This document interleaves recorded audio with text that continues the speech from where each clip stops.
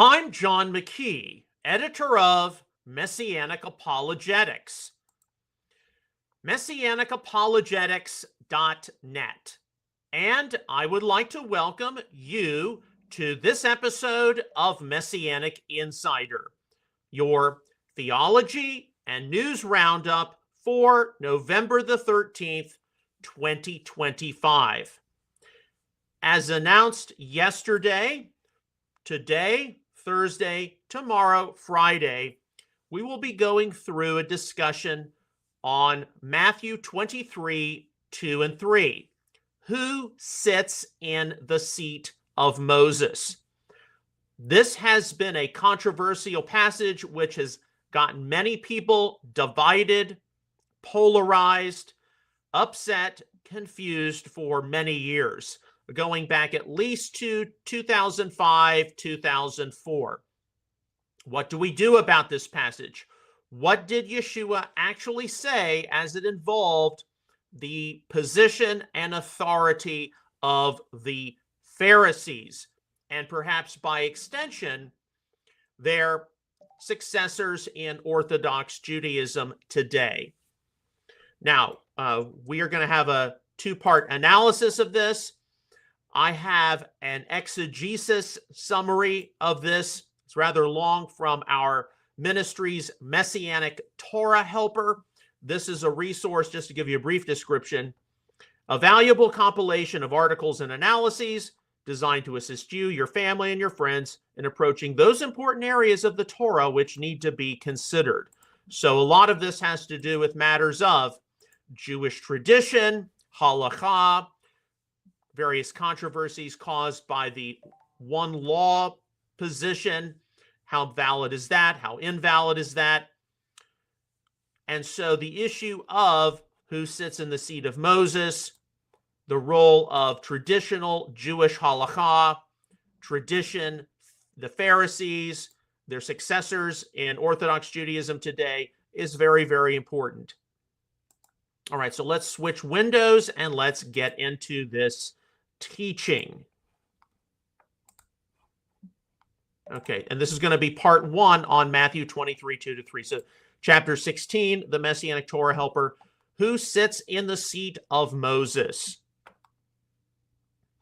There is no doubting that when one surveys much of the broad Messianic movement, that there are some significant issues which not only divide us, but which spur on some strong emotions. One passage in the Gospel of Matthew frequently stirs vehement emotions from all sides of the theological and ideological spectrum. Matthew 23, 2 and 3. These verses appear within a much larger section of Matthew's Gospel, Matthew 23, 1 through 36, which is hardly an easy passage for Bible readers to encounter and evaluate. For much of Christian history, even extending into the present, individual Christians have read Matthew 23, 1 to 36 as a widespread condemnation by the Messiah of all things represented by the Jewish Pharisees and by extension the religion of Judaism. Many scholars involved in Second Temple Jewish studies and or New Testament studies have been much more tempered and have only seen the hypocrisy of the leaders of the scribes and Pharisees being targeted, not their basic beliefs and convictions about God, the Hebrew scriptures, and the general value of Jewish tradition. And such views have been followed by many contemporary Messianic Jewish examiners. When one enters into the fray of Matthew 23, 2 and 3, views in the independent Hebrew or Hebraic roots movement and the various non-Jewish Torah movements, some significant variance regarding Matthew 23, 2 and 3 is witnessed, with more negativity issued toward the Jewish Pharisees than would seem appropriate. What did Yeshua the Messiah actually communicate to his first century followers in Matthew 23, 2 and 3? And how might they apply for us today? He said, the Torah teachers and the Perushim, Pharisees, sit in the seat of Moshe. So whatever they tell you, take care to do it, but don't do what they do, because they talk but don't act. Complete Jewish Bible. Was this a blanket endorsement of the authority of the scribes and Pharisees, and that they were to be blindly followed in all matters? Was this a recognition of the authority of the scribes and Pharisees, and that their input into theological and spiritual matters should be consulted, not disregarded, but to be disregarded if it ran contrary to the ethos of written scripture via significant hypocrisy? Or, as some have concluded, is the canonical Greek text of Matthew to be disregarded in favor of some readings present in the hypothetical and highly controversial Hebrew Gospel of Matthew, derived from the 14th century anti-missionary work Evan Bohan?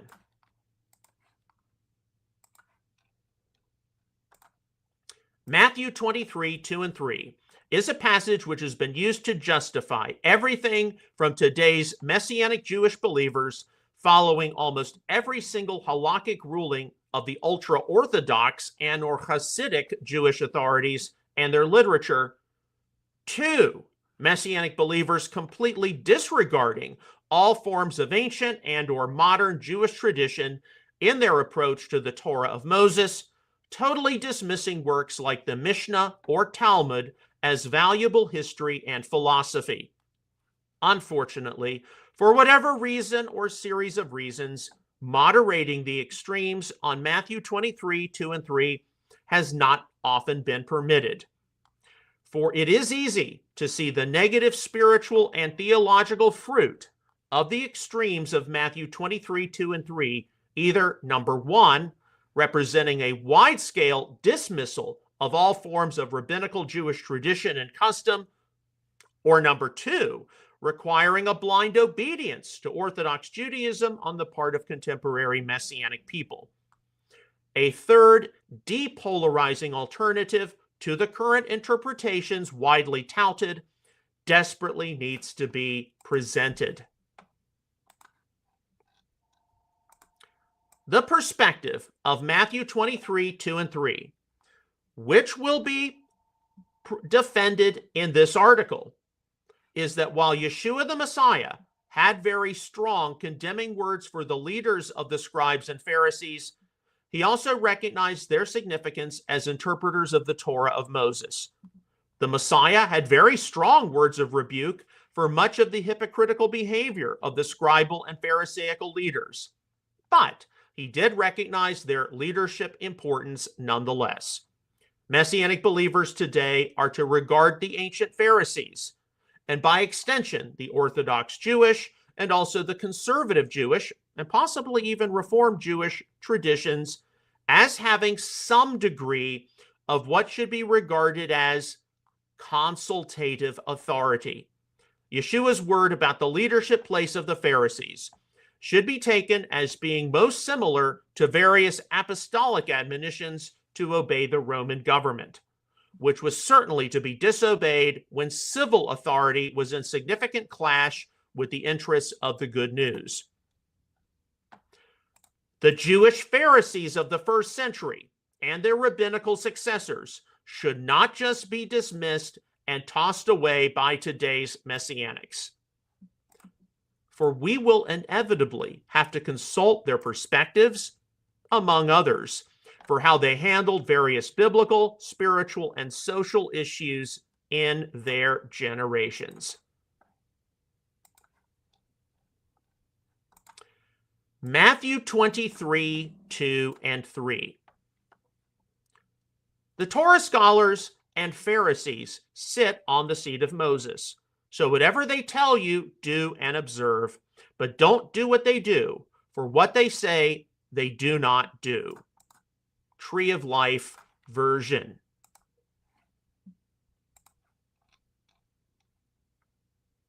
Then Jesus said to the crowds and to his disciples, the teachers of the law and the Pharisees sit in Moses' seat. Matthew 23, 1 and 2, New International Version. This statement affirmed the place of some sort of seat or chair of Moses, tes, museos, cathedras. Such a seat or chair could have been a literal feature of the architecture of various ancient synagogues, akin to a kind of throne from which leaders of importance would issue various teachings and rulings. For certain, the seat/chair of Moses represented an office of power exercised by the leaders of the scribes and Pharisees within Second Temple Judaism, where important doctrines would be issued to the people, as well as decisions on halakha relating to how the Torah of Moses was to be applied corporately and individually within the Jewish community. After having acknowledged that the scribes and the Pharisees sat on the seat or chair of Moses, and that they possessed and exercised some level of authority within the first century Jewish community, Yeshua further said, "So you must be careful to do everything they tell you, but do not do what they do, for they do not practice what they preach." Matthew 23:3, New International Version. There has understandably been much controversy over Yeshua stating, "Practice and observe whatever they tell you." Matthew 23:3a, Revised Standard Version, with the plural neuter pronoun hasa, likely pertaining to a comparative quantity or number of objects or events. How much, many, as much, many as, from the BDAG lexicon. It was not enough that Yeshua just told his audience to do all, panta, but this was qualified as speaking of a wide number of areas pertaining to the Torah or law of Moses. All things, therefore, whatsoever. American Standard Version. Immediately after, though, recognizing the place of the scribes and Pharisees in speaking various instructions to the people, which were to be followed, Yeshua concluded his opening statement to the crowd with a qualification. "But do not do according to their works.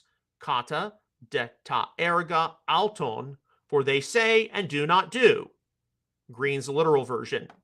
This is properly akin to "don't follow their example," New Living Translation, or "you must not imitate their lives," Phillips New Testament. While Christian laypersons examining Matthew 23:2 and 3 might be at a total conundrum at times in reading what Yeshua said, finding themselves widely glossing over Yeshua's word about the scribes and Pharisees exercising some kind of authority and moving on to his condemnation of their hypocrisy, various Christian commentators and theologians have had to be far more tempered.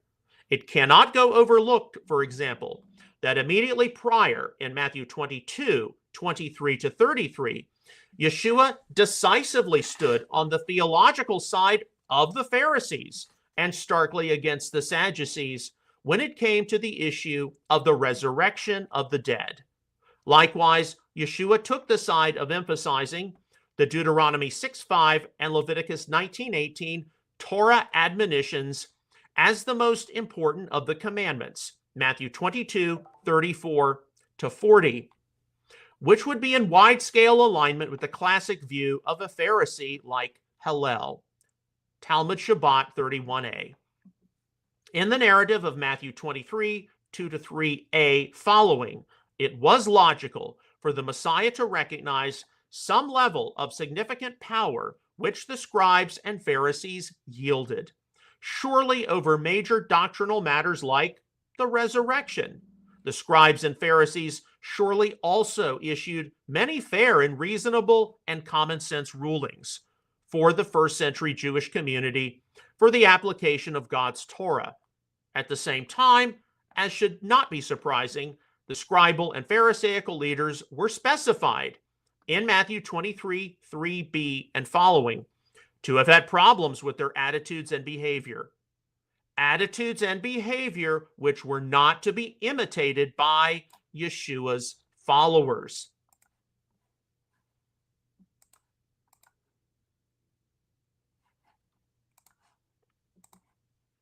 In briefly surveying a selection of Christian commentaries on the Gospel of Matthew, one will encounter two principal views held on Matthew 23, 2, and 3. Number one, the Messiah recognized and broadly endorsed the authority of the scribes and Pharisees, but his followers were not to observe their hypocrisy and should not follow them when their rulings were in stark contradiction to the ethical intentions of the Mosaic Torah.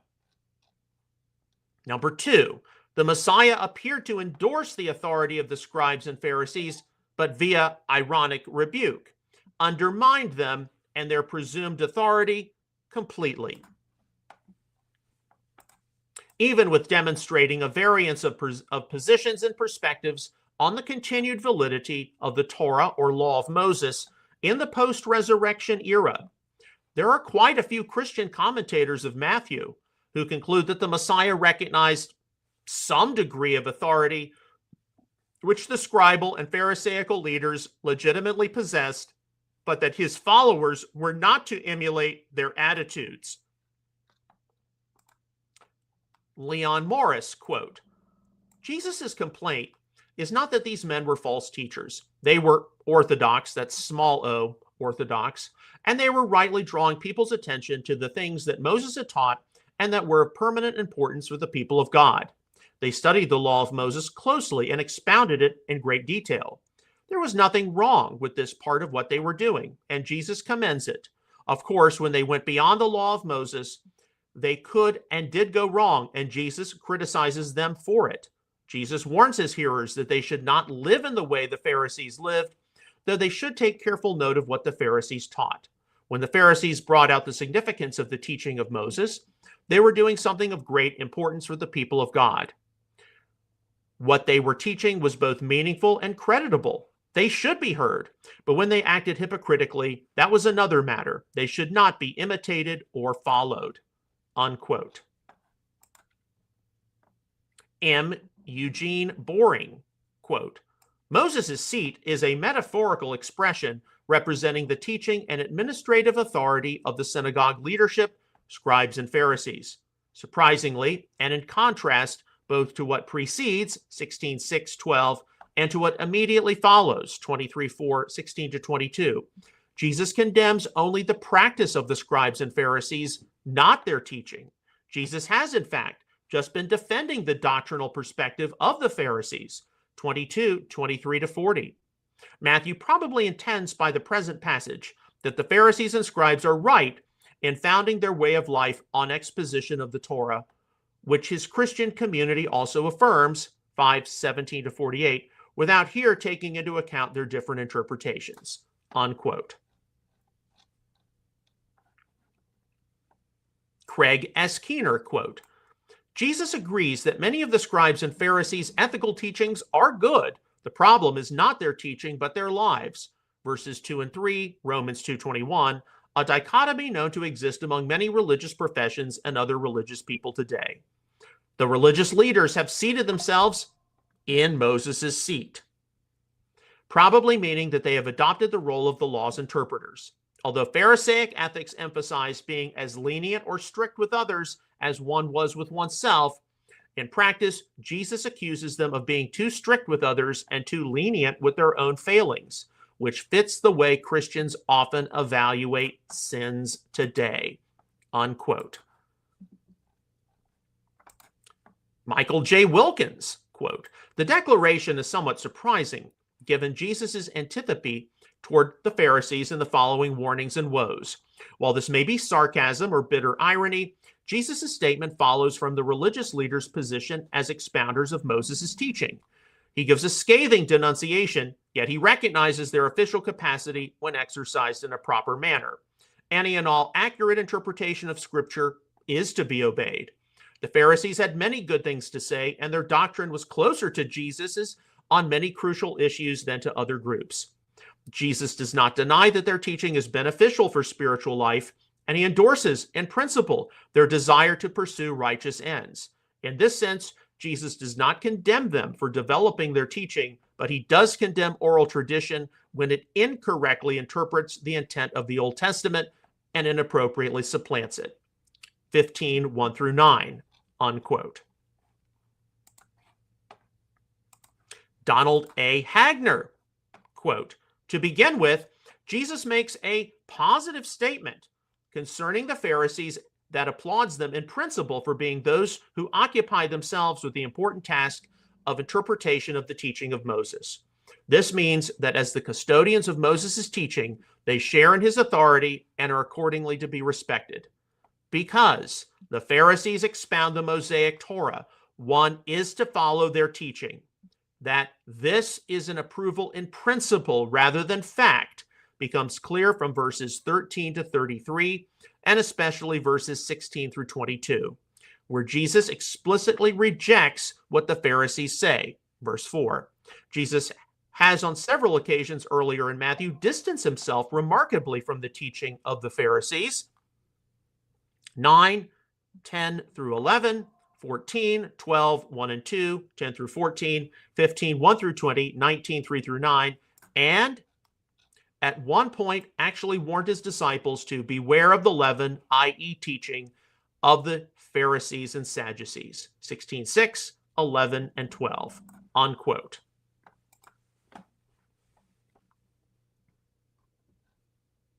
While there are Christian examiners who take Matthew 23, 2 and 3 to be a recognition of the authority of the scribes and Pharisees, where their human rulings were consistent with the Torah of Moses, there are others who view Yeshua's words as being a form of ironic rebuke, not to be taken at all literally or seriously.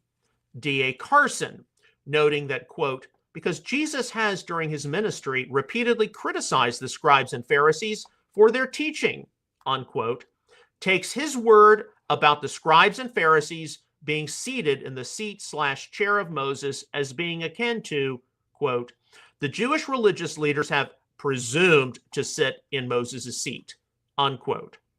And thus their place and authority were to be completely disregarded. R.T. France is one who similarly concludes, quote, in what follows Jesus, in the verses onward, will dispute their right to an authoritative role, so that it is probably right to read this verse like the exhortation which follows in verse 3a as ironical. Their behavior, in effect, annuls their quote-unquote Mosaic authority, unquote.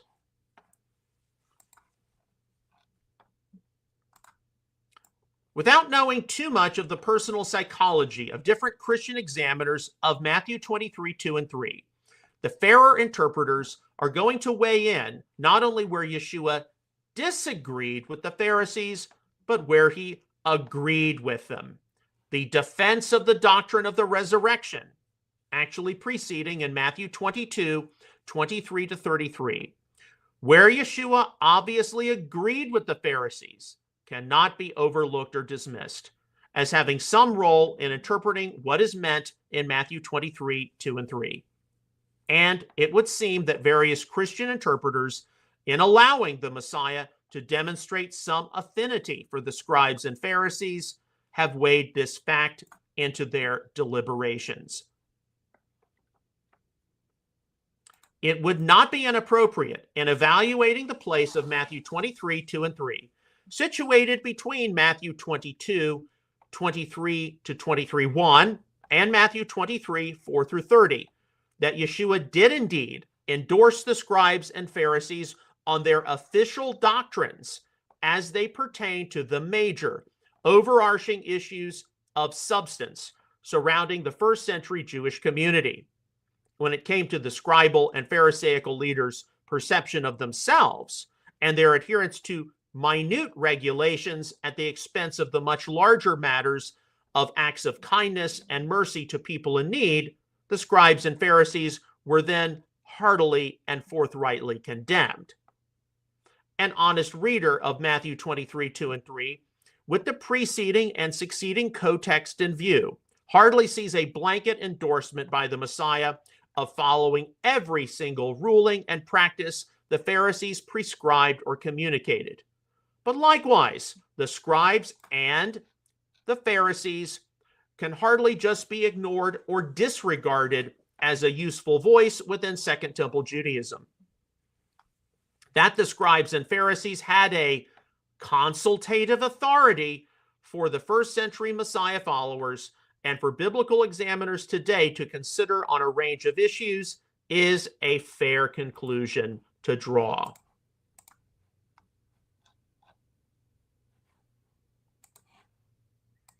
Now, let's get into some Messianic Jewish approaches to Matthew 23, 2 and 3. There is little doubting the fact that when seeing Yeshua make the statement, the Torah scholars and Pharisees sit on the seat of Moses. So whatever they tell you, do and observe. Matthew 23, 2 and 3a, Tree of Life version, that there have been wide numbers of Messianic Jewish individuals and even a few Messianic Jewish leaders who have taken Yeshua's words far, far off the map. Well, none of us should doubt the fact that Yeshua the Messiah was a first century Jew who not only kept the Torah, but also a reasonable number of the customs of his people, and that the term tradition need not be viewed as a dirty word by any of us. The argument that Yeshua practiced Judaism has been used by some contemporary Messianic Jews to justify blind obedience to the Talmudic sages or to endorse ideas equating Yeshua as their first century version of a Kabbalistic mystic, or to basically synthesize as much of the apostolic scriptures with Orthodox Judaism as they can. While a fair appreciation of Yeshua endorsing the lead of the scribes and Pharisees on the big issues of importance, such as the resurrection, Matthew 22, 23 to 33, must be acknowledged. It can be observed that one can take his argument in principle for ancient rabbinic authority beyond what is acceptable. The Messiah's followers must first acknowledge his authority and the authority he gave to his apostles. Matthew 16, 19.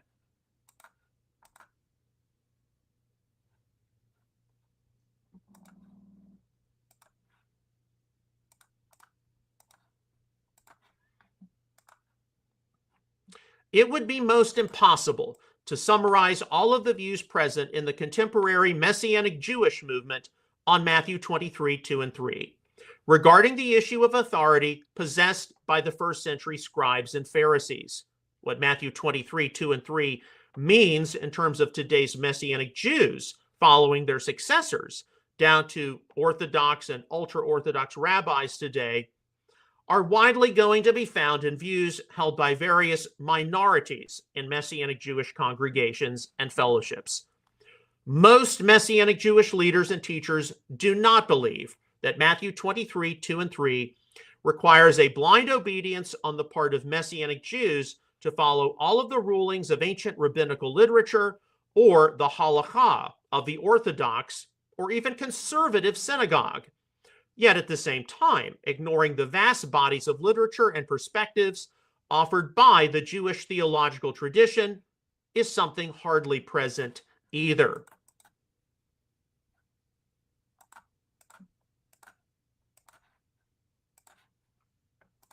In order to facilitate how Matthew 23, 2 and 3 has been viewed in the Messianic Jewish movement, this section will summarize and briefly comment on a selection of significant views from published writers, which we are all likely to encounter in one form or another.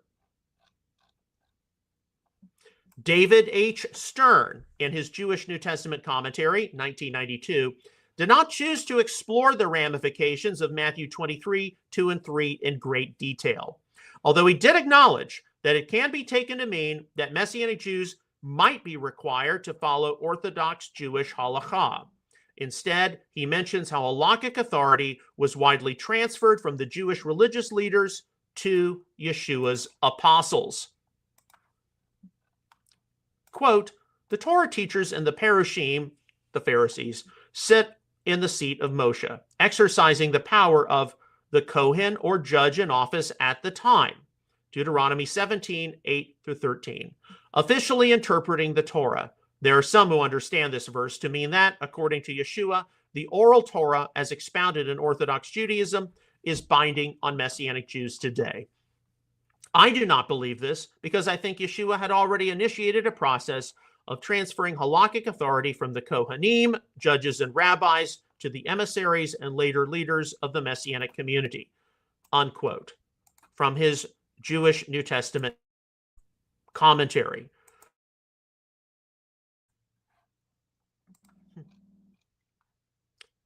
Stern then goes on to refer the reader to further remarks made in his Messianic Jewish Manifesto, 1991, which was republished in 2007 as Messianic Judaism, a Modern Movement with an Ancient Past, where he has commented on the place of traditional halakha for today's Messianic Jews, with the statements of Yeshua in Matthew 23, 2-3 as a factor. Stern appears to recognize the value of considering the oral Torah for various issues, such as a woman getting a divorce, but places the supreme value and importance upon the teachings of Yeshua and the ethos of the apostolic scriptures. Quote, when the oral Torah was truly oral, not fixed as it has been since the compiling of the Talmud, there was more room for flexibility. Conservative Judaism tries, albeit in a very limited way, since its rule-making bodies are controlled by its right wing, to modernize certain halakhot. A well-known example is the rule concerning the agunah, the woman whose husband has disappeared and whose whereabouts is unknown. According to Orthodox halakha, the woman cannot obtain a divorce because the husband is not there to write her a get, a bill of divorce, nor can she be regarded as a widow since there is no definite evidence the husband has died. Therefore, she cannot remarry. This can cause great hardship. A young agunah who never learns the fate of her husband must stay single all of her life. Conservative Judaism has developed a different halakha, which allows remarriage under certain conditions and thus alleviates the hardship. All this is by way of background of considering what the role of halakha might be in light of the New Covenant. According to the New Testament, every believer has in him the Spirit of God, Romans 8:9. It is written that the letter kills, but the Spirit makes alive. 2 Corinthians 3:6. It does not say that the Torah kills, for the Torah is holy, just, and good. It does say that love fulfills the Torah, which I see as another way of saying that obedience to Torah by the Spirit makes the Torah come alive. It is clear that people need guidance in ethical behavior. Messianic halakha can provide specific guidance for those who seek it. It can provide a basis for discussion, for probing in the direction of finding godly solutions to ethical questions, as well as for ceremonial situations, helping to establish communal norms. Norms, not hard and fast rules. A balance must be struck between heavy-handedly imposing halakhic decisions on the believing community and carelessly failing to give adequate guidance, with the result that each must fend for himself, unquote. And this is again from Messianic Judaism, a modern movement with an ancient past.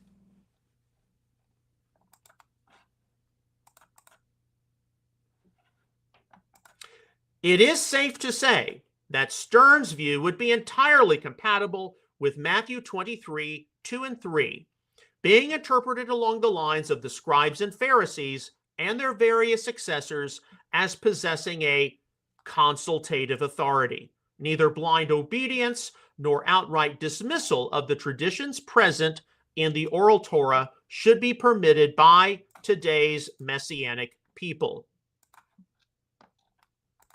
The Zondervan publication, How Jewish is Christianity? Two Views on the Messianic Movement, from 2003, includes a variety of perspectives widely for and against the modern Messianic Jewish movement, along with some nuances interwoven in. The issue of rabbinic authority is only scantly touched on, but given the wide distribution of a publication like this, it is important to note what has been stated about Matthew 23, 2 and 3. Messianic Jewish theologian John Fisher, in responding to a Christian detractor about the Messianic Jewish movement, states per Matthew chapter 23, quote, Yeshua condemns not the oral law, not the Pharisees, but only the hypocrites among some Pharisees. Furthermore, in the beginning of Matthew 23, verses 2 and 3, Yeshua pointedly instructs his followers to practice all that the Pharisees teach. unquote. From How Jewish is Christianity, Two Views on the Messianic Movement. Fisher then makes note of some Talmudic discussion where various Pharisees were critical of themselves. Talmud Soda 20a to 22b, Yevamot 16a, and so his remark about not all Pharisees being chastised in Matthew chapter 23 should be well taken. The publication, How Jewish is Christianity, was not the place to hammer out all of the details on what Yeshua meant in Matthew 23, 2 and 3, but a Messianic Jewish figure such as Fisher would be among those who would probably give a higher place to the oral Torah and rabbinic tradition beyond a consultative sense. One useful study, which need not escape the attention of any examiner of Matthew 23, 2 through 4, is the article, Matthew 23, 2 through 4, Does Jesus Recognize the Authority of the Pharisees, and Does He Endorse Their Halakha? By Noel S. Rabinowitz, appearing in the September 2003 edition of the Journal of the Evangelical Theological Society. That's JETS. Rabinowitz goes into detail summarizing many of the interpretations present, some of which were summarized in the previous section of this article. He notably recognizes how it is inescapable that Matthew 23, 2 through 4 affords some level of authority to the first century Pharisees, and also how trying to separate out Pharisaical authority into the realms of civil law or religious law would not at all be useful. He also interjects the important point of how Yeshua's seeming endorsement of Pharisaical authority echoed the instruction of Deuteronomy 17:11, the key passage in the Torah upon which the Pharisees would have based their office.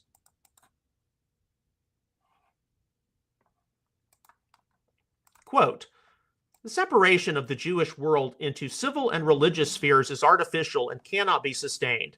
A better solution is to interpret Jesus' command to do what the Pharisees teach to simply mean that the disciples are to recognize the teaching authority of the scribes and Pharisees because they sit in the seat of Moses.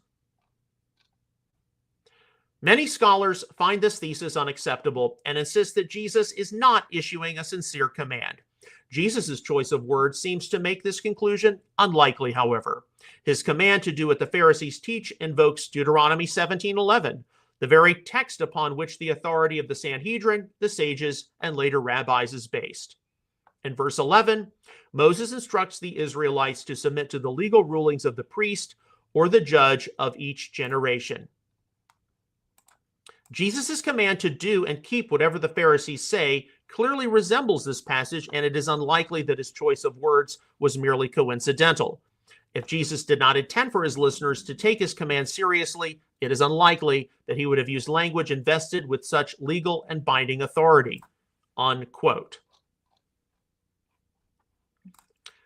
Rabinowitz notes that Yeshua followed some significant traditions of Pharisaical Judaism, such as those pertaining to the order of service on Shabbat in the synagogue, Luke 4:16-21, or the order of the Passover Seder, Matthew 26:26-28. The conclusion of Rabinowitz's lengthy article is that the Messiah upheld Pharisaical authority in principle, but that a hyperliteral or even just literal pressing of all in Matthew 23:3 was not the Lord's intent. Quote, because of the fact that Jesus attacks the Pharisees for their hypocrisy and for their corrupt teaching in so many other biblical passages, many scholars find my interpretation completely unacceptable. I have argued, however, that this apparent contradiction can only be resolved by understanding that Jesus did not mean for his disciples to literally do all that the Pharisees taught. He meant rather that they were to obey their teachings regarding the Torah and halakha in principle, a fact supported by Jesus' own basic observance of oral tradition. I have suggested that Jesus' condemnation of Pharisaic hypocrisy cannot be reduced to a black and white rejection of their authority. Jesus rebuked the Pharisees not because of their halakha, but because they had forsaken the greater commandments of justice, mercy, and faithfulness. On one level, the Pharisees did genuinely wish to keep the law. By means of oral tradition, they labored to keep the Torah at the center of Jewish life and worship. As those who sat in the seat of Moses, the Pharisees provided the Jewish people with practical answers and specific instructions regarding how one actually fulfilled the commands of the Torah. On a deeper level, however, the inner motives of the Pharisees often betrayed them, and their zeal for the Torah frequently became self-serving. When Jesus rebukes the Pharisees in the woes section of Matthew 23, he reveals that their wrong teachings were a manifestation of their wrong motives. In their heart, these Pharisees yearned for the praise of people, but in their minds, they believed they honored God. They meticulously paid their tithe of dill and cumin, but they neglected the weightier provisions of the law of justice, mercy, and faithfulness. Matthew 23:23. Unquote. Rabinowitz's position is clearly one which may be said to support Yeshua, affording the Pharisees a consultative authority in Matthew 23:2 and 3.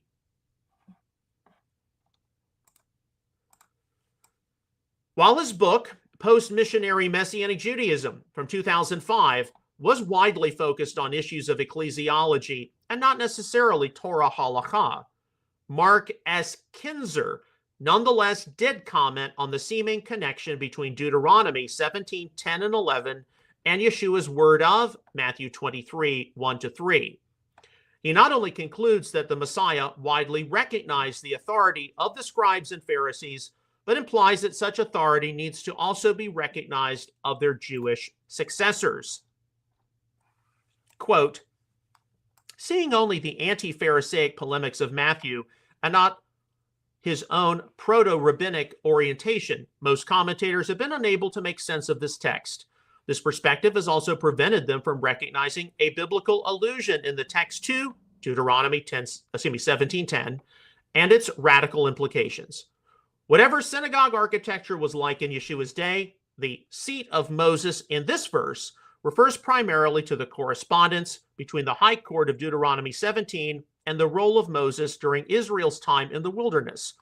Thus, Matthew's Yeshua states that the Pharisaic teachers occupy the position of the judges in Deuteronomy 17. They are the legitimate heirs of Moses and have authority to interpret and apply the Torah in their generation as Moses did in his. This way of reading Matthew 23:1-3 is confirmed by what Yeshua says about how their words are to be received. Carefully observe all that they say to you. This is a paraphrase of Deuteronomy 17:10. Carefully observe all that they instruct you to do. The importance of this text for our purpose cannot be overestimated. Yeshua here employs the same verse to justify the halakhic legitimacy of the Pharisaic teachers as is later used in rabbinic tradition to justify the halakhic legitimacy of the rabbis. As in the example cited above, it is highly likely that this community reflects Matthew's intimate knowledge of the inner workings of the early rabbinic movement and his own affirmation of much of its traditional teaching. The rabbinic and Matthean reading suits well Deuteronomy 17's original function within the Pentateuch as presented above. Though Matthew 23 proceeds to castigate those very same Pharisees for unworthy conduct, this fact only throws the initial verses into bolder relief. Matthew apparently approves of the central Pharisaical tradition, but cannot stomach the Pharisees themselves. Unquote. From his Post-Missionary Messianic Judaism. In Kinzer's succeeding volume, Israel's Messiah and the People of God, from 2011, he goes into some further detail regarding Pharisaical authority. Kinzer is entirely right to emphasize how while the Pharisees were noted to be opponents of Yeshua, at the same time, quote, many Pharisees invite Yeshua to their homes, even though he regularly uses such occasions to admonish them. Luke 7:36-50, 11:37-52, 14:1-24, unquote. He also states correctly, quote, some Pharisees warned Yeshua that Herod Antiochus wants to arrest him and have him executed. Thus, they evidently seek to protect him from harm. Luke 13, 31-33. Yeshua tells some Pharisees that the reign of God is among you, and this may imply that God is especially among them because they are Pharisees. Luke 17, 20-22, unquote. It is easily discerned that not only does Kinzer afford a high level of authority to the oral Torah and the lives of today's Messianic Jews, but that he is also probing many religious and philosophical issues which the broad Messianic community is too widely unaware of. Quote, what do we, as 21st century Messianic Jews, make of all this? In order to form theological judgments based on this biblical analysis, we must go beyond mere biblical analysis and examine the historical developments of the last 2 millennia. Is it really possible for us to acknowledge the authority of a tradition that has emphatically denied the messiahship of Yeshua? Can we see this tradition as embodying oral Torah, carrying on the work of Moses from one generation to the next? The halakhic authority given to Yeshua's followers encourages us in our efforts to develop a distinctly Messianic Jewish way of life. However, it is not sufficient to enable us to accomplish that task. This is the case for 3 important reasons. First, according to Matthew, the halakhic authority of the Messianic community operates within the context of the Pharisaic scribes. Each is apparently incomplete without the other. Second, because the Torah-observant Jewish Yeshua movement faded away in the early centuries of the Common Era, no continuous tradition of Messianic Jewish halakha exists. We do not know in any detail how the early Jewish Yeshua movement kept Shabbat, kashrut, or the laws of family purity. However, even if we did, we would still not have the living memory of an ongoing community's attempt to live out the Torah and pass it on to their children through the changing circumstances of the past 20 centuries. Such a living memory is essential to the Jewish people's observance of the Torah. Third, the Jewish community as a whole decided to accept the halakhic authority of the rabbinic movement, given the divinely appointed role of the community in establishing and confirming the legitimate successors to Moses. We cannot ignore rabbinic tradition, even if we believe that we also have a crucial contribution to make in the halakhic process, unquote. From Israel's Messiah and the People of God.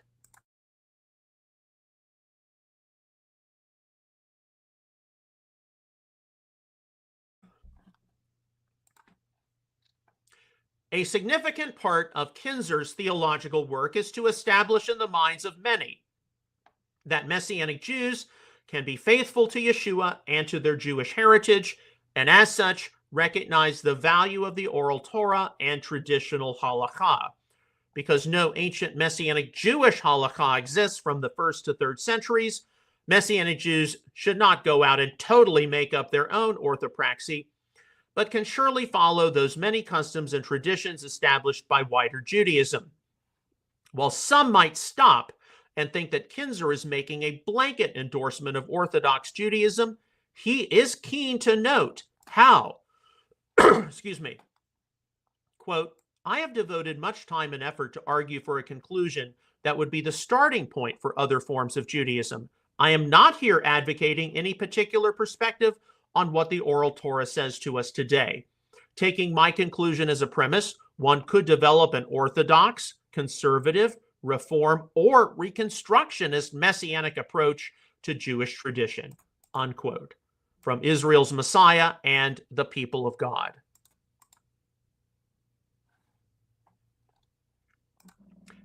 Many would consider parts of Kinzer's overall theology to be semi-liberal to liberal, so it is highly doubtful that he would endorse an orthodox halakha as opposed to something more akin to conservative Judaism. Suffice it to say, Kinzer's approach to the oral Torah and the role of various rabbinical authorities might go beyond the consultative authority approach proposed in this analysis. Okay. A final perspective to be noted, which by far is probably the most extreme on paper, which I have encountered to date by 2013 when this analysis was originally produced, is represented by the Israeli Messianic Jew Zvi Sadan in his article, Halakhic Authority in the Life of the Messianic Community, appearing in the winter 2012 edition of Messiah Journal, published by the popular ministry First Fruits of Zion. Sadan's perspective of the place of the oral Torah not only goes far beyond affording the Pharisaical authorities and their successors a consultative role, or even sifting through 20 or so centuries of rabbinic materials per the more moderate to progressive branches of Judaism. Sadan affords the oral Torah an almost equal place with the apostolic scriptures or New Testament itself, stating, quote, because the New Testament teaches Yeshua's followers to observe Torah, it also necessarily teaches to keep the tradition of the fathers or the oral Torah. I understand that many today are deeply suspicious of this concept. Nevertheless, we must understand that the oral Torah is also part and parcel of the New Testament, unquote. While Sadan does think that the oral Torah and the sages have an almost equal role for today's Messianic Jews, he does at least acknowledge that there will be instances where rabbinic authority is to be rejected in favor of the Messiah's authority. Yet Sadan does seem to indicate that such rabbinic authority must be followed by Messianic Jewish people unless directly contradicted by Yeshua or the apostles. He summarizes, quote, under what circumstances can rabbinic authority be overruled? Those who demand that we reject this authority are actually calling for the rejection of our Jewish identity. Considering such an alternative, the obligation to overrule rabbinic authority is imposed on us only when it is clearly and unambiguously opposed to Yeshua, his teaching, and that of the apostles. Otherwise, nothing should prevent us from acting in accordance with Jewish tradition, which embodies the wisdom of thousands of years, unquote. An example provided by Sadan of a place where Messianic Jews should disobey standing Jewish halakha pertains to the rescue of a New Testament from a fire. Quote, there is a halakha that says that a New Testament is not saved from a fire, which means that it is not sacred. The Torah scroll, on the other hand, must be saved even at the risk of losing one's life. Talmud Shabbat 116a. Our halakha, if we will ever have any, must rule that the New Testament must be treated in the same way as the Torah scroll. The significance of such a halakha is that it recognizes the New Testament as part of Jewish holy scriptures, unquote. Sadan is one who is forthright, however, in equating all or most Jewish identity with the Jewish people, essentially following all of the oral Torah with few questions raised. Sadan would be one who likely favors today's Messianic Jews living in accordance with Orthodox or ultra-Orthodox Judaism. He does represent, though, a small number of Messianic Jews in both the land of Israel as well as the diaspora.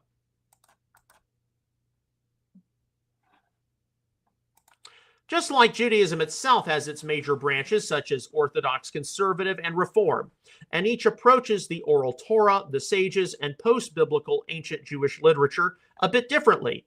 So, should we expect there to never be a monolith emerge within the Messianic Jewish movement regarding how it implements Yeshua's word of Matthew 23, 2 and 3? We should expect, as Messianic Judaism goes through some changes in the future, to see a greater awareness for the place, a greater awareness for a place of rabbinic authority arise. Overall, though, too many of today's Messianic Jewish individuals and leaders have too high a regard for the apostolic scriptures and for Yeshua himself to really adopt anything other than affording the Pharisees and their successors a fair level of consultative authority, and one which will most likely mirror the more moderate to progressive branches of Judaism at that. For certain, there should be a greater respect emerging by Messianic Jews for the traditions of their ancestors, But this should be highly tempered by the interests of the good news of salvation in Yeshua as well. The rabbinic tradition will and should be a factor in determining halakha and theology, but most of Messianic Judaism will never consider it to be at an almost equal level of Holy Scripture. To its significant credit, the Messianic Jewish movement on the whole has been too influenced by evangelical Protestantism to allow for that. But even evangelical Protestantism, despite various limitations at times, has sought to understand the Bible in its world, and Protestant scholasticism has a high view of the historical value of the major bodies of Second Temple literature originating from the Pharisees. Now, this concludes our analysis of Matthew 23, 2-3 today. You can already see the issue of the Hebrew Yeshua versus the Greek Jesus, raised by the book composed by Nehemiah Gordon all the way back in 2005. We're going to sort through that starting tomorrow in part 2. But you can already see how Matthew 23, 2-3 has been approached both by Protestant examiners as well as by some Messianic Jewish examiners. And on the whole, you are never, ever going to find, at least in my experience, that many Messianic Jewish leaders and rabbis claim that today's Messianic Jews need to just follow the oral Torah blindly. It has a role in developing theology and halakha, but it doesn't have the role. And of course, that would mean that it is treated as history, philosophy, and commentary, and far more along the lines of conservative and Reform Judaism. But this study isn't over, and we will continue tomorrow with part 2. Now let's switch windows back again. Okay, and once again, this has been taken from our ministry's publication, the Messianic Torah Helper, available in both paperback as well as ebook for Amazon Kindle. Okay. All right, so let's move on to our news roundup. And we do have some stories to go through today. We go through the news roundup after the theology roundup because the news is time sensitive and it changes from day to day. We are reminded, of course, number 1, to be continuing to pray peace, Israel, Gaza, the Middle East. Number 2, peace, Russia and Ukraine. And number 3, pray for reason and sanity to prevail here on the American home front. Of course, the biggest development, and I haven't been following it in our news summaries that closely, has been the fact that the U.S. government is now apparently no longer shut down. I'm certainly aware that that is something which has affected many, many people. But as a general rule of thumb, we don't tend to follow in the news summary that many economic issues unless it's, really big. This is obviously big, but, people have been, being able to scrape by nonetheless. Okay, so all the stories I'm about to go through, you'll be able to access these later today when this episode is archived at messianicapologetics.net, so you can go read the articles, watch the different clips, etc. All right, so we start out with a post from Open Source Intel, November the 12th, yesterday, 1:43. So this would have been right after we finished yesterday. There's a 1-minute, 2-second clip. Question, this is from the White House briefing room. There's been reports in Israeli media that the U.S. is considering building a temporary military base on the Gaza border. And we've already heard, is the U.S. going to build a $500 million military base in and around Gaza? So Carolyn Levitt, the White House press secretary, an idea that may happen in the future. This is not something the U.S. is interested in being engaged in. So we don't know, but we do know that the discussion about U.S. involvement in Gaza with our military, or are we going to just be there facilitating it and get other countries involved as peacekeepers? We wait and see. All right, so we did report on the story reported by Protestia in previous episode that a major or a Protestant minister has taken a second wife. Well, this has been picked up by My Charisma yesterday, November the 12th. Pastor sparks outrage by twisting scripture to justify taking a second wife. Evangelicals are those to be seen supporting marriage as one man and one woman. The Messianic Jewish community overwhelmingly believes marriage is one man and one woman. And even though there are debates, complementarian, egalitarian, marriage is one man and one woman. But in some parts of Hebrew roots and the various non-Jewish Torah movements, and this is what killed Two House, there are those who believe that the Holy Scriptures permit polygamy, plural marriage, or more specifically, polygyny, which would be a man having multiple wives. This article rightfully says, and you can read through it in greater detail later, not all stories in Scripture are meant for us to celebrate, but rather to learn from so we can avoid the destruction and unnecessary pain that others experienced. From the beginning, God ordained the marriage between one man and one woman, and it is this example to which Jesus points.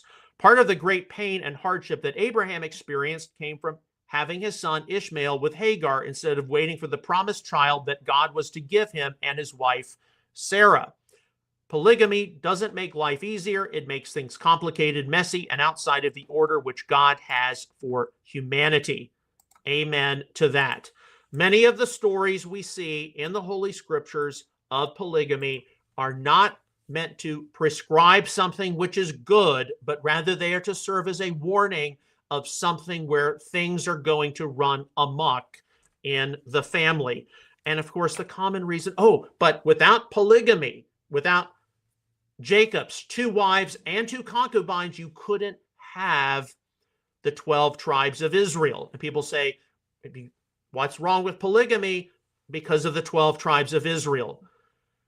But there's a factor which commonly gets left out of that discussion. And the factor is, no, in spite of polygamy, God was able to form Israel and use these very dysfunctional at times 12 sons of Jacob. There are huge warnings to be taken from the lifestyle examples of the 12 sons of Jacob. There are huge warnings to be taken from the polygamy of a King David. And most especially, there are warnings to be taken from the polygamy of a figure like King Solomon, who many, including myself, believe at the end of his life was an apostate and will not be in the kingdom. All right, let's move on to our next story. Speaking of the American home front, here is open source Intel Defender reposting something that President Trump put on his Truth Social platform. Is from yesterday afternoon, 1:33 p.m. President Donald J. Trump is not happy about today's email release by the House Oversight Committee, accusing Democrats of bringing up the Jeffrey Epstein hoax again because they'll do anything at all to deflect how badly they've done on the shutdown. Trump then calls for Republicans to focus on opening the government and not be distracted by Epstein. So yes, the Epstein issue, along, of course, with whether it's Russiagate, the auto pen, whatever it is, it's one of these things which is likely now going to be focused on with the government shutdown over. And we got a few other things we're going to note regarding that.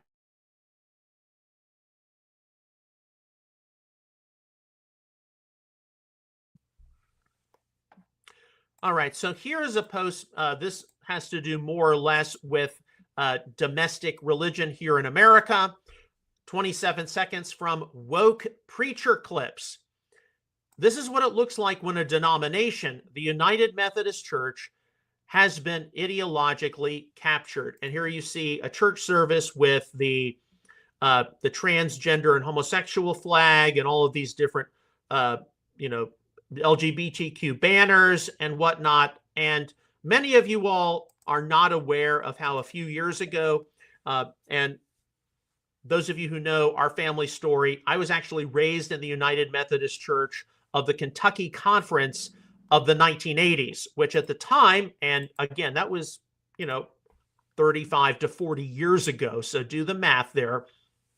It was very evangelical. It was conservative theologically, and marriage, one man, one woman. But the United Methodist Church did go through a split a number of years ago. The breakaway conservative denomination, evangelical denomination, is the Global Methodist Church. So you can go look it up. And it stands for marriage, one man, one woman. And it's got people in there who are Israel skeptic, but it also has people in there who support Israel. Now, one of the things I take away from something like this, this clip of, point back to it again, of see, they got a worship service, and normally you would expect when clergy walk into a sanctuary like this, they'll frequently be carrying some or holding some kind of a cross, some kind of a stylistic Bible.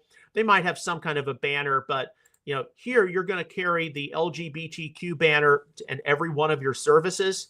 And what does that do all of a sudden to your denomination? What does it stigmatize you as? It's one thing to see a denomination split between liberals who are pro-LGBTQ and conservatives, evangelicals who were anti-LGBTQ. But, part of being inclusive, so to speak, on your liberal progressive side is, you've got to represent various heterosexual allies and friends as well. You just can't have a service where all you do is focus on LGBTQ matters. And so I'm definitely aware of how there are many progressive, pro-LGBTQ churches and denominations, and they're not, like up in your face about it. It's like, yes, you're welcome here, and one of our ministers is, a practicing gay man or practicing lesbian, but they don't have it in your face with all of these, rainbow flags and banners and what have you. They're much more discreet about it. And actually, something like this, in my opinion, actually does not work to help bring, people who are, I would say, to the immediate left of center in evangelicalism, be more sympathetic or more open to considering your point of view. Instead, it, pushes them away. So actually, some of this is just, helping to polarize the different religious options we see, certainly here in America today. All right, let's move on to our next story. And I saw this on X, and I thought I'd pass this along. A McDonald's in Tennessee, and the comment, this is from the channel Christian Tweets. This is awesome because in the window here at the McDonald's, you see his name is Jesus, and you see a nativity scene. There's Mary, the baby Jesus, in the manger, Joseph. And I know that in December, we are going to discuss, as we do every year, the Christmas issue, the Hanukkah issue, etc. But today, especially with, guess what, growing Islamization, and in Europe, various places which for centuries have been having different Christmas markets, different nativity scenes, special carols being sung, Christmas, and remembering in some way, whether you agree with the date, whether you agree with all the traditions or not, in some way remembering the birth of Jesus. Those things are now being canceled out because it might offend our Muslim neighbors. And even though certainly, most of today's Messianic community doesn't really do Christmas on December the 25th, people like myself will be more like, when I see people doing it, hey, you have a happy holiday, happy New Year. We kind of try to avoid it. But we don't, actively condemn people. That just isn't very helpful or useful. We tend to be involved in different Hanukkah-related activities. Some people in the Messianic community, even different rabbis and leaders, they do get pulled into different events with their extended family. Very seldom will you see Messianic Jewish leaders or even intermarried families have a Christmas tree in their house. If they've got to be involved in Christmas activities, they go off and do it off-site with extended family, that sort of thing. Although, from time to time, you do hear about Messianic Jewish families. They do Christmas and Hanukkah, but the Christmas tree's got, Hanukkah type of decorations on it. We'll deal with that further on in December. But let's understand this. If Christmas, even though Messianic people might politely decline from it, if it gets canceled in various parts of America, like in New York now, given the election of Zoran Mamdani, that is to frequently cancel out Christianity and cancel out the gospel message in favor of wanting to be understanding of principally our Muslim or Islamicist jihad related neighbors. So we need to, keep that in mind. And I don't think a number of people often do. All right. Here's an interesting story. This has been circulating a lot, started yesterday, but also today. This is from the Epoch Times, November the 12th. Last ever American penny to be minted Wednesday. The United States is set to mint the last ever U.S. penny on November the 12th. Now, a lot of people, they're very upset about the U.S. Mint's no longer going to be minting pennies. To be honest, this is a major cost-cutting action taken, especially with Doge. If you remember Doge, Department of Government Efficiency, all the way back from the spring. And how many of us actually use pennies? I mean, I know that many of us probably have some kind of a jar, or we have some kind of a receptacle where we keep a lot of loose change, and there are a lot of pennies in that. But your last financial transaction, did you even use paper cash?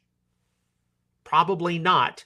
And certainly, while there might be thousands of dollars in rare pennies some of you all have in storage someplace you don't even know you have, this is an indication of how we're not really using cash or change that much anymore.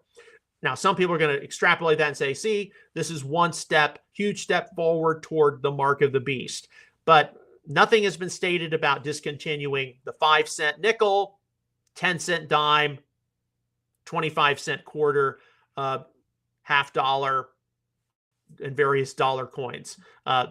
This has to do with the 1-cent piece, and it's probably a decade or more overdue.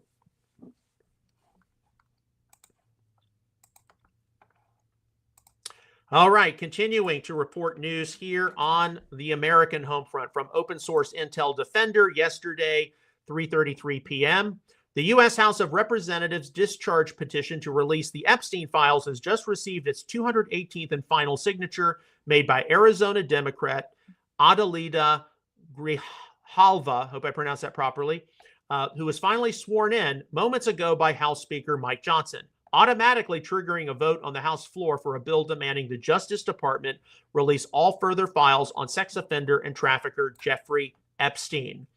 So what is going to happen in the next week? That is the question. And what is it going to do to our society? And regardless of what position you take or do not take regarding the Epstein files, one thing is certain, and I've said this before, you're going to see trust by individual people in their elected officials, persons of influence, industry, entertainment, sports, likely plummet. Because whether they're on the right, the left, or the center, our ultimate trust as God's people has to be in God and in His Word. Here's a post which is getting a lot of circulation on X from Dale Partridge. Some of you all know who he is. He's very anti-dispensational, meaning that he is anti-Zionist and anti-Israel. Now, I'm not a dispensationalist, but he thinks that dispensationalism has been a huge cause of problems for America because it means that, American Christians think that they have a biblical duty to support the state of Israel with our monies and with all the wars in the Middle East. But this is how he says it. This is from yesterday afternoon. 5 things every child needs to hear. Number 1, I love you. Number 2, I'm proud of you. Number 3, I'm sorry. Number 5, I forgive you. But here, nestled in with number 4, feminism and dispensationalism destroyed America. We'll deal with this one later in a teaching. We can get into gender roles in men and women. But here he says, dispensationalism destroyed America, mainly meaning the Israel lobby. And so we have to take note of this as Messianic people. And one of the things I think we need to do as the Messianic community, because if you look at the historical development of Messianic Judaism going back to the late 1960s and 1970s, some of the strongest supporters, not the only supporters, of the Messianic Jewish movement have been dispensational. And that influence continues until this day. There are Messianic congregations, even my own local congregation, still cannot easily address the end times and the classic pre versus post-trib rapture debate because of dispensationalists who regularly attend. And of course, we are in the Dallas-Fort Worth Metroplex, and we've got DTS, Dallas Theological Seminary, in our backyards. In the future, those who are not dispensational, those who adhere to more of a modified historical premillennial model, they're going to have to speak up more clearly, and they're going to have to call out some of the negative legacy of dispensationalism. And please, if you have not, do look at our ministry's frequently asked questions entry on dispensationalism. I think you will be very, very pleased by that.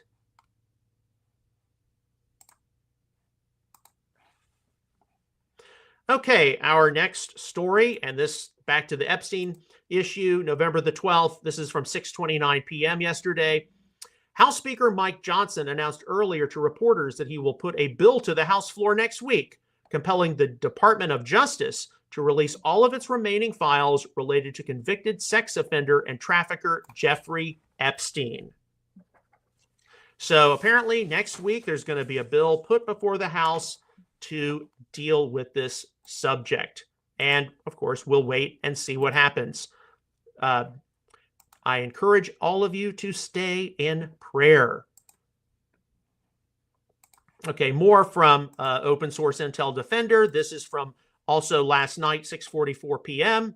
U.S. and Saudi officials have begun holding intense negotiations to finalize a broad set of agreements, including a defense pact, ahead of next week's White House visit by Saudi Crown Prince Mohammed bin Salman, officials tell Axios. So, of course, this week, the big and yes, controversial visit was from the president of Syria. Next week, we're supposed to see a visit from the Saudi Crown Prince. And what is that going to involve? This is where there are people who continue to hold out that, well, maybe, Trump is going to see to it that Saudi Arabia join the Abraham Accords and recognize the state of Israel. Others have said, no, that's impossible given the current fallout of the Israel-Gaza crisis. Regardless, we know that the subject of peace and stability and economic integration in the Middle East is going to come up. All right, here's something very useful to watch. It's 1 minute, 6 seconds from the Jewish Chronicle, posted yesterday. And this is from Michael Gove, who is a British politician. There is literally nothing that the state of Israel could do other than abolish itself that would satisfy people who are anti-Zionist. Spectator editor Michael Gove speaks about the pernicious nature of anti-Semitism in the UK. Yeah, that's people who are well, I'm not anti-Jewish, but I'm anti-Zionist. Okay, but what does that mean, anti-Zionist? Does it mean that you don't like what Zionism has developed into in the year 2025, and that it needs to go through a period of, liberalizing, or a period of self-reflection and retooling, recalibration? Or does it mean that, you oppose the existence of the state of Israel, a Jewish homeland, and that the only solution you really see is that the state of Israel abolishes itself, closes up shop, and the Jews go where, right? So things are getting very concerning, very severely concerning, as it involves criticism of Zionism. And believe me, if you identify as a Zionist, this doesn't mean that you support every single policy or decision made by the state of Israel. There's political Zionism. We need a Jewish homeland, a country run basically by Jews for Jews. There's religious Zionism, which looks to the prophecies of the return of the exiles of Israel to the promised land and the arrival of the Messiah and emergence of the Messianic kingdom. This is where a lot of people in the Messianic Jewish movement, a lot of evangelical Protestants, this is where they sit regarding their Zionism. All right, so this is a story which hit today. It's hit in multiple different forms on multiple platforms. The New York Post headline, I'm not going to read it. I'm not going to read the New York Post, but you can go look it up yourself. This is actually from Visegrad 24, but with rising Christian nationalism and admiration of some of Hitler. This was posted today, 9:49 a.m. So here we go. Scientists analyzed Hitler's DNA and concluded he may have had a micropenis, one testicle, and a genetic predisposition to schizophrenia. So here you see, scrolling down, according to the research, Hitler likely suffered from Kallmann syndrome, a rare genetic disorder that can prevent puberty and the normal development of sexual organs. And then scrolling down a little more, the DNA analysis also disproved widespread claims that Hitler had Jewish ancestry. Genetic data indicate that his lineage traces back to ethnic German families from Austria. And researchers further identified genetic markers suggesting a predisposition to schizophrenia, bipolar disorder, and autism spectrum disorders, though they stress that such markers do not prove he actually suffered from these conditions. So I think this is kind of interesting because you got on social media, on some of these really disgusting channels coming out against the Jewish people. They're the synagogue of Satan. Zionism is really worship of the devil, and just on and on and on. You see a lot of admiration for Hitler. You see varied references to the mustache man or the Austrian painter. That's how they get around different, censors and whatnot. But here, the story is hit. Hitler had a lot of genetic problems, or he had a lot of predisposed genetic problems. I wonder what some of the late night shows are going to do with this. All right. And then our final story. And this is from Open Source Intel this morning, 9:57 a.m. Netanyahu has denied that the U.S. prevented Israel from completing its objectives in war against Iran. We had a very clear set of targets. We wanted to target the nuclear sites, the missile production sites, and a few other targets. We made that clear. When that was achieved, the war ended. Yeah, the 12-day war, the conflict in Gaza, any theater of combat, people, after it's concluded, are going to discuss and sometimes debate, did we do the right thing? Did we not do the right thing? What about the motives here? What about the motives there? I've said it, people are still debating Gettysburg. They're debating Waterloo. They're debating Pearl Harbor, D-Day. Don't be surprised to see some of that in regard to the more recent conflicts in the Middle East. All right, and that concludes our news roundup for today.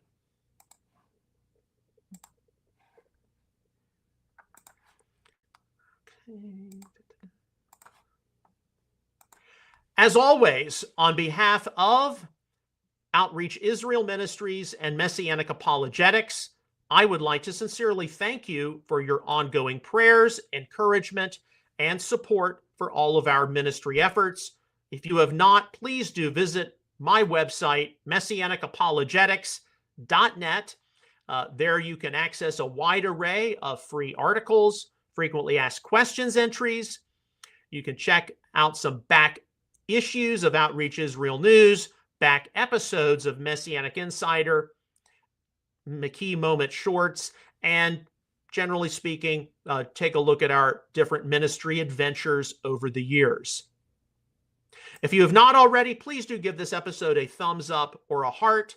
That'll definitely help with giving it exposure on the different social media platforms. And just to remind everyone, tomorrow for Friday, we will have part 2 of Who Sits in the Seat of Moses, analyzing Matthew 23, 2 and 3. We'll see you again tomorrow with another episode of Messianic Insider. Until then, may God bless you, shalom, and take care.